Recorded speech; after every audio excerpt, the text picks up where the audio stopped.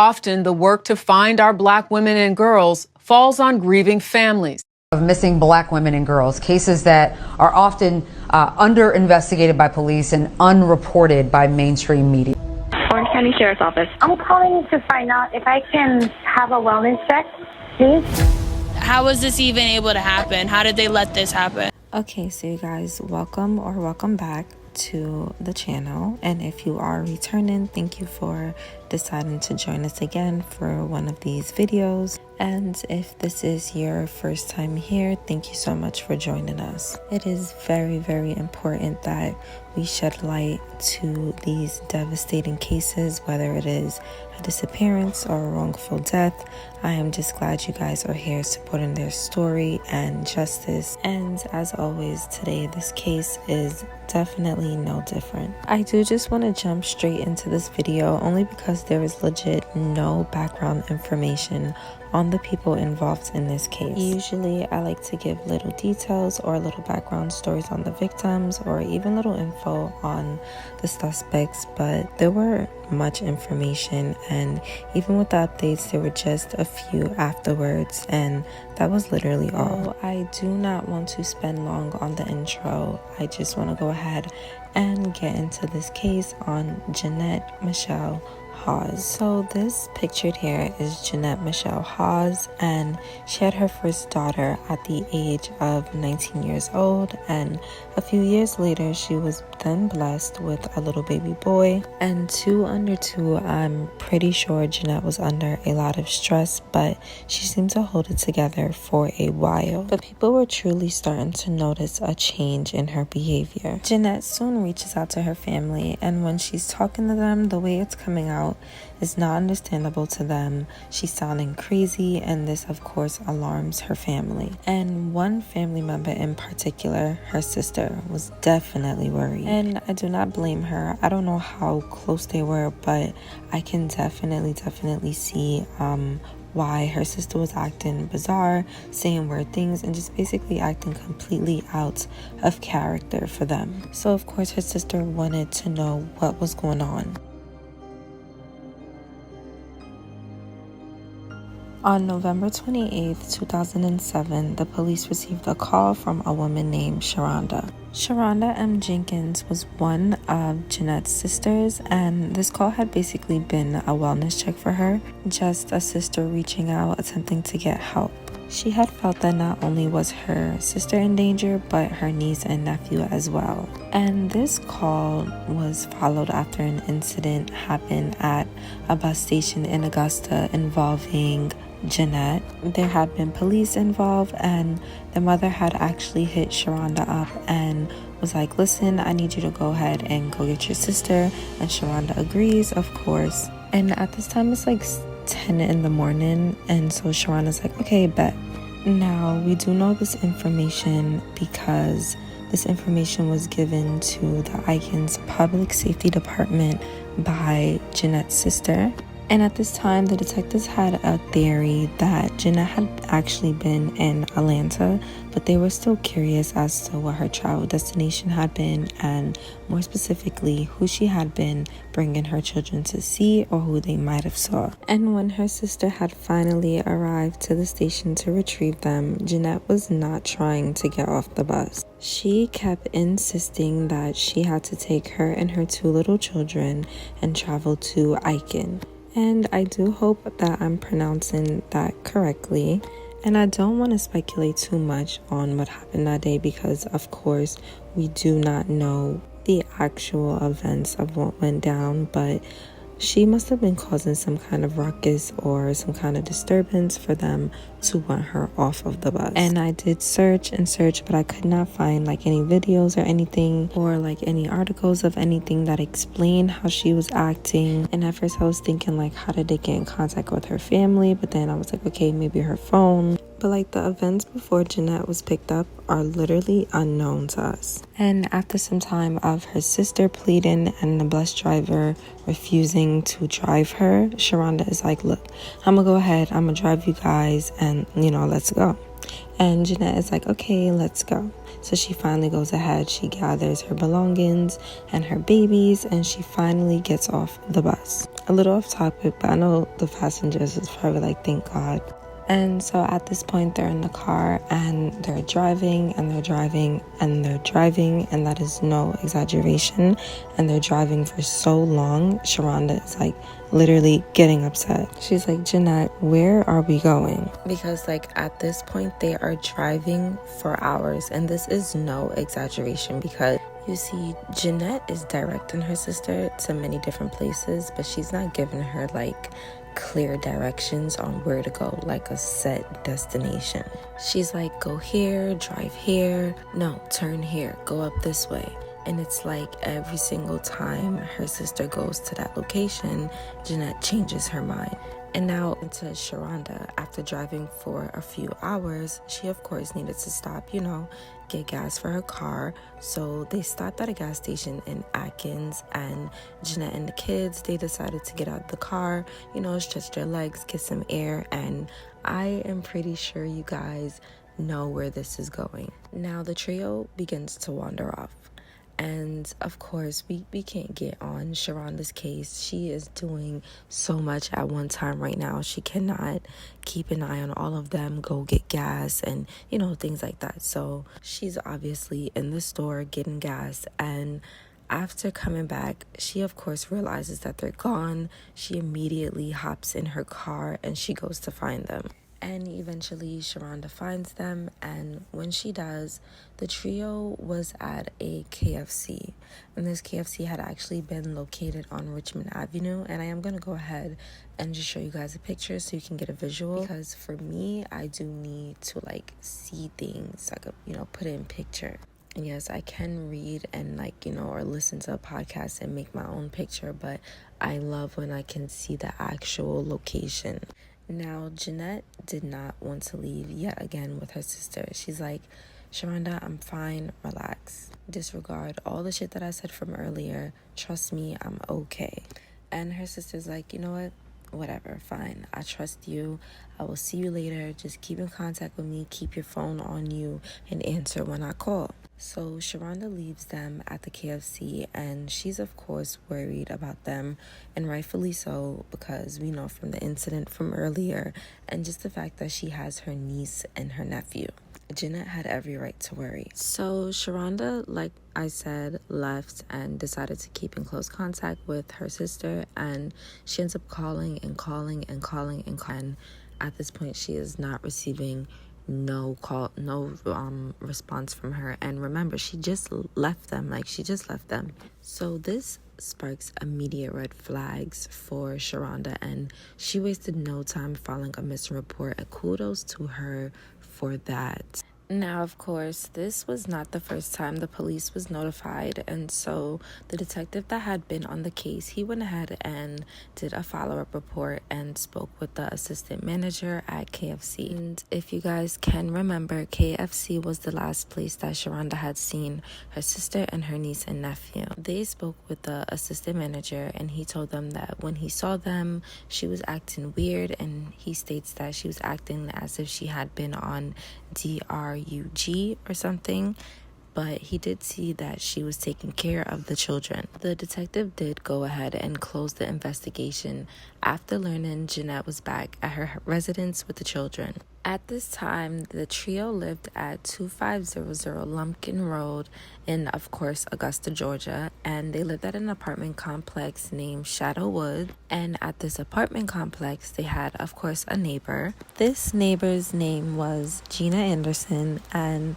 she said that she had saw Jeanette, around the complex with her children, and she said that she always looked troubled a bit, in but so many words. And upon further investigating, we did learn that Jeanette actually did have a job, and it was a short-lived job, a temporary position, but nevertheless, she had been working at the post office as a clerk, and the reasons that she had been fired or let go, whatever, was completely unknown. A spokeswoman from the postal office spoke to police, and she didn't have a valid reason as to why she had stopped working there. I'm guessing it was because the position was temporary, but there was like no comments from them on that, no negative comments or anything. And we also learned that at 10 years old, Jeanette had actually lost one of her older sisters to GUN violence during a drive-by. So I did just want to go ahead and slip that little background information in there. In the days leading up to this incident, her friends and family had stated that Jeanette, according to them, had not been acting like herself. And it does just get me to wondering, like, when they reached out, what was the conversation like? What was Jeanette telling them? Like, how was she acting? We definitely do not know what could have prevented this, or, you know, what could have stopped this from happening. But it definitely is so important to do close check-ins as much as you can, however that may look, for the people that are in certain similar situations. Because of course these children are not here anymore, and we don't really know what made her break, how her support system was. We don't know any of that. And it's literally so sad because we see this happen countless times. But I do just want to go ahead and jump right into the events leading up to that fateful day.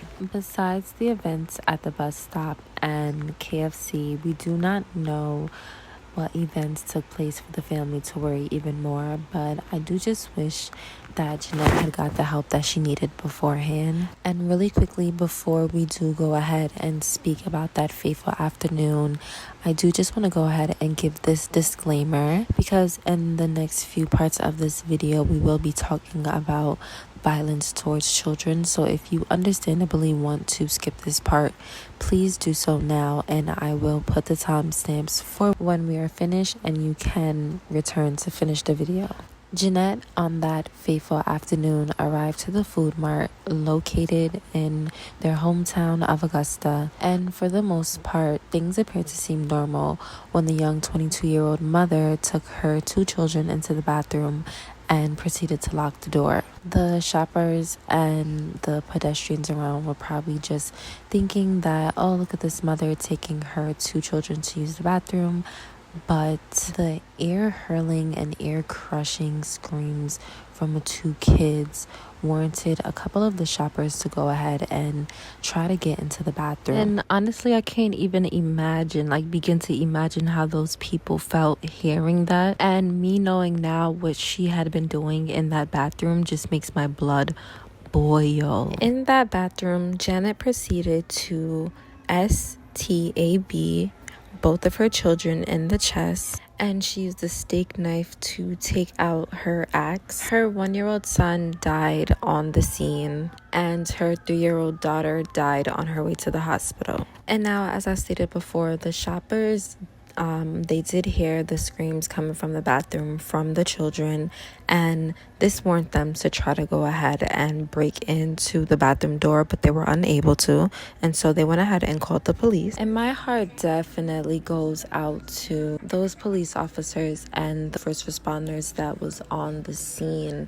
and that had to see those children in that condition. And yes, I do know that it is a part of their job, and this is something that they do every single day, but it's honestly just something that you just do not get used to, especially when children is involved. But luckily, when the police came, they were able to force their way into the bathroom to be able to retrieve the children, or at least just see what was going on. And when they did, what they found was Jeanette covered in her children's blood, sitting in the middle of the bathroom floor. So Jeanette is then arrested, of course, and she is charged with 2 counts of murder for the murder of her 2 children. The police began their investigation, and they of course started at the crime scene, and they spoke to the store clerk at the time, whose name was Amanda Thompson. And she spoke about Jeanette being a regular in their store and her frequently seeing her with the kids around. She continues telling the police about the events that happened that day. Things just did not seem right, she said, about the screams from the children. Now, get this, just days before the incident, Jeanette had actually been in contact with the police, but she was interviewed for a situation that had nothing to do with her. Her brother's pit bull had actually been stabbed by a lady, and the police was basically interviewing Jeanette so they could basically just get her side. And she was at the station during this interview, the police station, and she told the police, and I quote, "I just think, it was wrong for someone to actually go ahead and do that, because she could have just went and got some help or whatever. An animal is like a human being that is like killing someone else, so I just think it's not right." She did not have to go that far. And again, we don't know what Jeanette had been feeling at that time, where her mind was at, what type of mind frame she had been in those moments. And we don't know what she was battling with. And I just truly, honestly wish she would have got the help and caught whatever it was she was going through in time before these children were affected, because now her children are no longer here. Like, we just lost out on, a little boy that could have been a future athlete or a president, or a little girl that could have been a doctor. And it's just honestly so heartbreaking hearing these cases. And I just honestly wish those women had better villages. And I honestly wish better villages on any woman that is struggling with this, because it's very, very important. Mental health is very, very important. And especially raising a child by yourself, I give my heart to those women, honestly. Now, I usually do not like to get personal with these videos, but honestly, there were so many signs that Jeanette was not right. And I don't know if the signs were enough for people to want to take the kids away, for even if it was just for a little bit, to just help out. But I mean, her sister did reach out to the police because she did worry about her sister and her niece and her nephew. But these kids should be here today, and it's honestly so sad to even think about. Like, we should not even be making this video for them. But Jeanette was locked up and charged with 2 counts of murder. But she had actually been later placed on suicide watch. And while she was in jail, she had actually been interviewed by a psychiatrist. So Sam B. Sibley had been the public defender of the Augusta Judicial Circuit, and he states that Jeanette had actually had an interview with one of his staff on a Friday, and during that interview was when they qualified her for an attorney. And I honestly didn't even know that you had to go ahead and interview to be awarded an attorney. I don't know if that's how Georgia works, or if that's how it works everywhere else. But their first act after awarding her an attorney was to go ahead and give her a medical examination. And this was obviously, of course, because of the circumstances of her case. The doctors had determined that Jeanette had actually suffered from a psychotic break on that fateful day on November 29th, 2007. Now, when they went to trial, Judge Overstreet had actually found Hawes not guilty. And I know this is frustrating, but they found her not guilty due to a plea of insanity. And this verdict came out after they had a bench trial back in January. She had actually been involuntarily committed to Georgia Regional's Hospital, which had actually been located in Savannah, Georgia.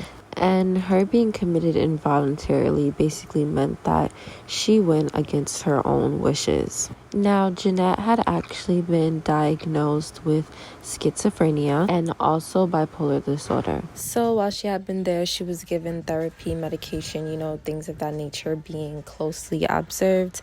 And they felt like, for the most part, she had been recovering. In their words, they felt like her condition stabilized. Now, during her trial, there were 2 doctors that had went ahead and testified on her behalf, stating that she no longer met the requirements for the inpatient civil commitment. Now, I too legit had no idea what that was, so I had went ahead and looked it up to save you guys a little Google trip. So it states that this is the process in which a person who is confined in a psychiatric hospital because of treatable mental disorder against his or her wishes. So I'm guessing basically they felt she was now in the position to make her own decisions mentally. Pittman Morris, who was the 88 on the case, he stressed that her medication played a major part in why she had been getting better in the first place. And we know this because in October of 2010, she had actually had her meds reduced, and this resulted into a psychotic break that lasted for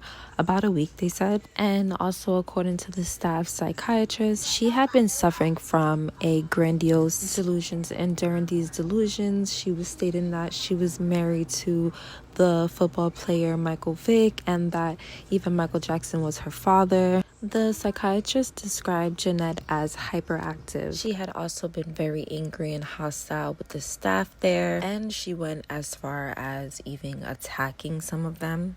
And honestly, before she got help and before she was medicated, I cannot imagine what her episodes had looked like before and how she might have been even treating her children, allegedly. And it just frightens me, allegedly, what those children had endured in that very short time they were here. And before, I did mention that the psychotic break that she had after her meds had been cut short lasted 1 week, when it actually lasted 6 weeks. So I just wanted to go ahead and correct that information. Well, shortly after, a specialist had went ahead and spoke out on her behalf, and he was basically stating that that incident had definitely been a learning opportunity for the doctors that had been working closely with her, and in the future they would never dial back her medication. They'll make sure they'll always give the correct dosage just to avoid things like that occurring. It had also been noted that the staff that had been working closely with Jeanette was specifically trained to deal with her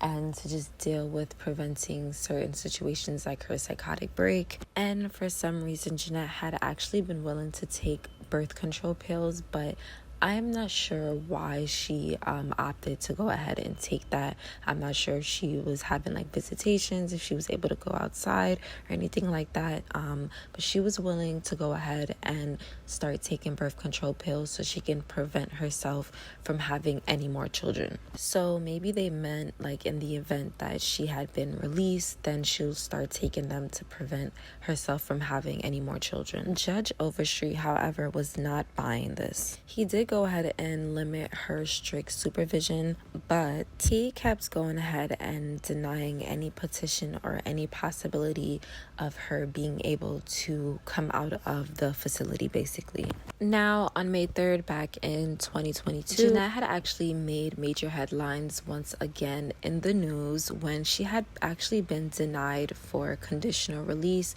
to a group home. And in this article, it stated that at the time she had been compliant with taking her meds without protest, and she had even earned, I guess, privileges or whatever in the facility, like walk-in privileges unsupervised, and even going on outings with the other staff that had been in the facility. Her treatment team had felt like she had no longer been a threat to the community, the hospital, society as an overall, and that when she took her risk assessment, it was at a significant amount to where she would be able to be released under certain conditions. And those conditions would obviously be for Jeanette to go ahead and continue to take her medication and be closely monitored. Now, I do want to go ahead and give my opinion just a little bit, and I usually do not, but I do want to go ahead and just give my opinion just a little bit, because I honestly truly feel like if Jeanette would have gotten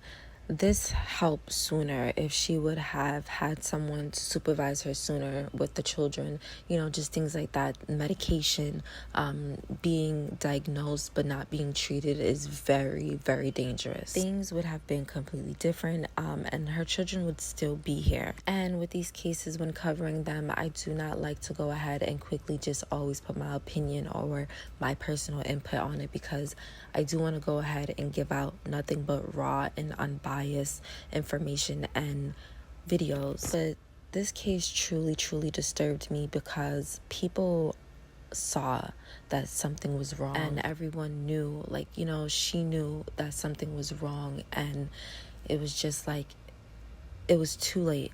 Everyone waited too late to even get help for these kids, get help for her, and it's truly sad and truly sickening, because with cases like this, it's not the first time and it will not be the last time, sadly, and we just need to truly get help for these women, especially after women have children. We know that a lot of women suffer from postpartum, and if you have other mental issues, it can definitely make it worse. So I feel like it is a very important topic, because children, innocent fresh children, are going home with women who are not, you know, by any fault of their own, in the right state of mind. These things will not stop occurring and not stop happening until people truly get the help that they need. Now, while in the facility, Jeanette had actually studied and worked towards getting her GED, and she actually had took some college courses, and she had even spoken out on behalf of her situation, stating that she was not in her right state of mind at that time, and she didn't even know that she was sick. And she is very sorry about what she did. Her attorney, Alicia, had also spoke out on her behalf, and she stated that whatever the judge ruled in, it would of course be obeyed by Jeanette. But one of the other ADAs on the case, named Kyle, he felt as if Jeanette was not in their presence, she could relapse any minute. No one would honestly truly know what drove Jeanette to do that to her children. We don't know what the final stressor or trigger was. We don't know what mental issues she was battling with. We do not know what her mind looked like every single day. And it's just truly heartbreaking to know that the consequences led with her children not being here anymore, them not being able to create a life of their own. And it's truly sad and sickening to think about the fact that this happened at the hands of their own mother. My heart truly does go out to the family that was affected by these 3 lives being ruined. Because if you guys remember earlier, Jeanette's sister and her mother was really on it. Like, they was seriously calling the police, making sure that she was okay and her children were okay.